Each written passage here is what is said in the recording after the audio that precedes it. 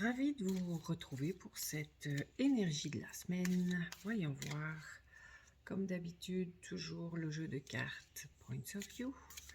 Alors, qu'est-ce qu'on a de beau pour nous inspirer, pour inspirer nos communications cette semaine? Oh, très cool.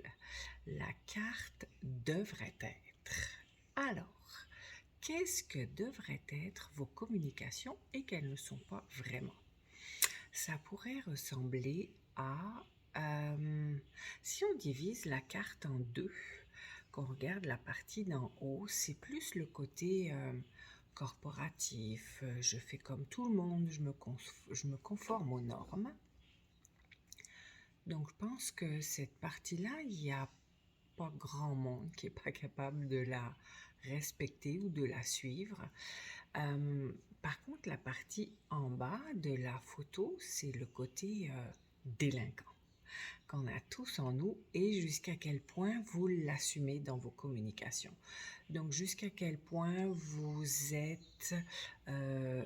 vous avez les deux côtés de la médaille, en fait, parce qu'on on peut pas... Enfin, je pense qu'on peut pas être 100% juste la partie du haut, mais qui a toujours... la partie du bas à assumer. La partie du haut, la partie du bas.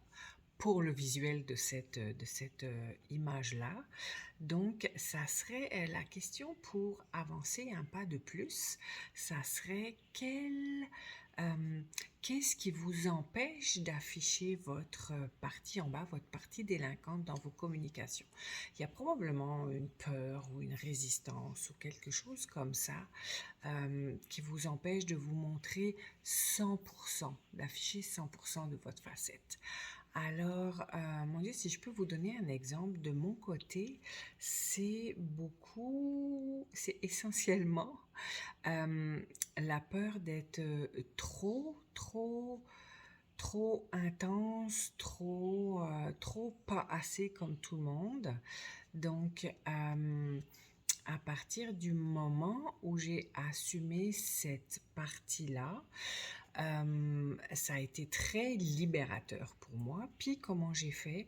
Je l'ai dit tout simplement que j'avais des fois l'impression d'être trop décalé et à partir du moment où je l'ai partagé, j'ai eu du feedback qui m'a dit oui, moi aussi je suis comme toi, c'est cool de voir que tu passes par-dessus, etc., etc.